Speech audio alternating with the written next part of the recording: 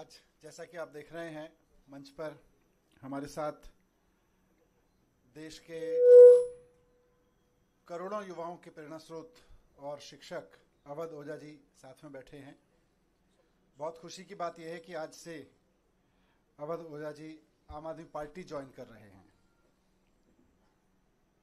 वैसे तो इस तरह की प्रेस कॉन्फ्रेंस में और भी बहुत सारे अवसर पर बहुत सारे नेता पार्टी ज्वाइन करते हैं, बड़े बड़े नेता पार्टी ज्वाइन करते हैं, लेकिन आज मैं व्यक्तिगत रूप से अवध ओझा जी की ज्वाइनिंग को लेकर बहुत उत्साहित हूं। मेरे लिए व्यक्तिगत रूप से बहुत बड़ा दिन है, मैं ऐसा समझता हूं, क्योंकि मैंने खुद अपना जीवन शिक्षा को समर्पित कर रखा है। अगर मेरे सामने कोई ऑप्शन हो कि राजनीति को चुनना है या शिक्षा को चुनना है, तो शायद मैं शिक्षा पर काम करते हुए आगे निकल जाऊंगा राजनीति की जगह। वही जज्बा, वही समर्पण शिक्षा को लेके और अभी तक की पूरी जिंदगी में वही काम मैंने अवध ओझा जी का देखा है। करोड़ों युवाओं को न सिर्फ प्रेरित किया है, बल्कि अपने काम से उन्होंने उनकी ज़िंदगी बदली है। और उसके अलावा भी जिस तरह का काम उन्होंने ऑनलाइन माध्यम का इस्तेमाल करते हुए किया है, तो वे एक बहुत बड़े शिक्षक हैं। आज आम आदमी पार्टी ज्वाइन कर रहे हैं। मैं उम्मीद करता हूं कि उनकी ज्वाइनिंग से हम सब बहुत एनरिच होंगे, देश का शिक्षा तंत्र बहुत मजबूत बनेगा।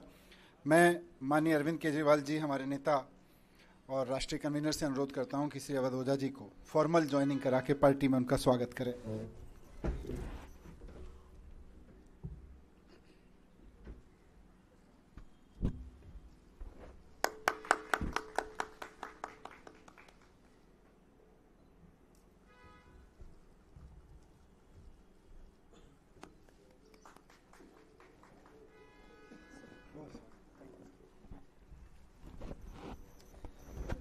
मैं अब सर से अनुरोध करूंगा कि 2 शब्द इस अवसर पर कहें।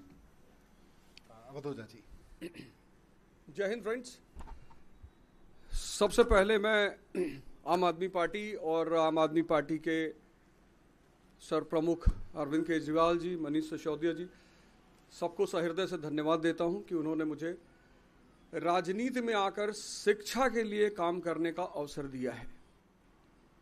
शिक्षा एक ऐसा माध्यम है जो परिवार, समाज और राष्ट्र की आत्मा है। जितने भी देश दुनिया में महान हुए, उनकी पृष्ठभूमि में कहीं ना कहीं शिक्षा का योगदान रहा। तो मैं आज अपनी इस राजनीतिक पारी की शुरुआत पर आप सबसे ये बात साझा करना चाहता हूँ। जैसा कि हमारे नेता मनीष सिसोदिया जी ने कहा कि अगर मुझे राजनीति और शिक्षा में से कुछ चुनना हो तो मैं निश्चित तौर पर शिक्षा को चुनूंगा। ऐसा ही कुछ उद्देश्य मेरा भी है और राजनीति में आकर शिक्षा का विकास मेरा सर्वोत्तम उद्देश्य है। धन्यवाद। मैं श्री अरविंद केजरीवाल जी से अनुरोध करूंगा कि वो इस अवसर पर अपने विचार व्यक्त करें। अवध ओझा जी शिक्षा के क्षेत्र में इस देश का जाना माना नाम है, जिन्होंने लाखों करोड़ों युवाओं को, बच्चों को शिक्षा दी, रोज़गार के लिए तैयार किया, प्रेरणा दी। न केवल शिक्षा, मैं इनके वीडियो देखता हूँ जिसमें वो अलग अलग तरह से युवाओं को एक अच्छा जीवन जीने के लिए भी प्रेरणा देते हैं। उनके आने से अभी तक जब भी किसी नेता को हम ज्वाइन कराते हैं तो हम कहते हैं इनके आने से आम आदमी पार्टी मजबूत होगी। आज अवध ओझा जी के लिए मैं कहना चाहता हूं कि इनके आने से देश में शिक्षा मजबूत होगी, क्योंकि आम आदमी पार्टी शिक्षा के क्षेत्र में सबसे ज़्यादा काम कर रही है। और आम आदमी पार्टी के ज़रिए जब ये शिक्षा में काम करेंगे तो देश की शिक्षा मजबूत होगी।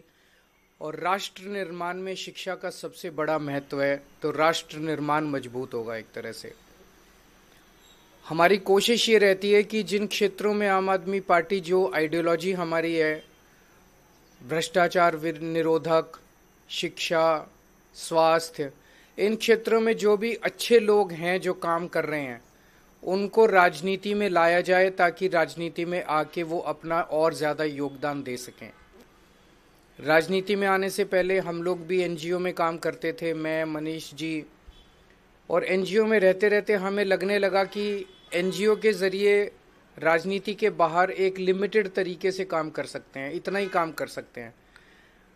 जैसे मैं सुंदर नगरी की झुग्गियों में काम करता था तो वहाँ पे 2 या 3 सरकारी स्कूल थे, उन सरकारी स्कूलों को ही ठीक कराने में पूरी जिंदगी बीत जाती है हमारी। लेकिन जब राजनीति में आए तो एक ब्रश से हमने दिल्ली के सारे सरकारी स्कूल ठीक कर दिए।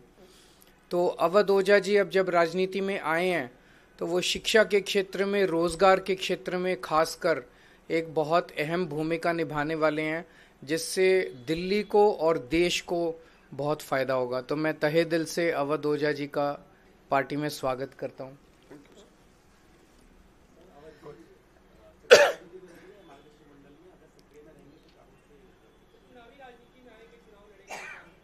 अब तो मैं पार्टी का हिस्सा हूं, तो पार्टी जो भी आदेश करेगी मैं वही करूंगा।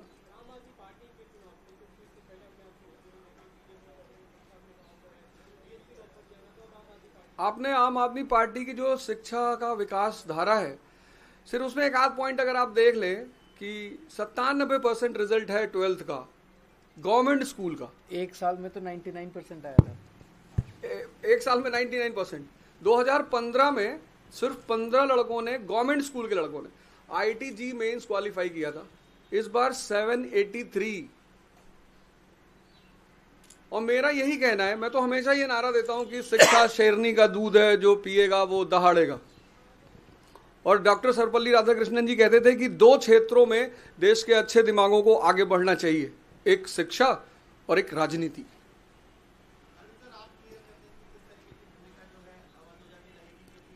थोड़ा सा सस्पेंस बना रहने दीजिए।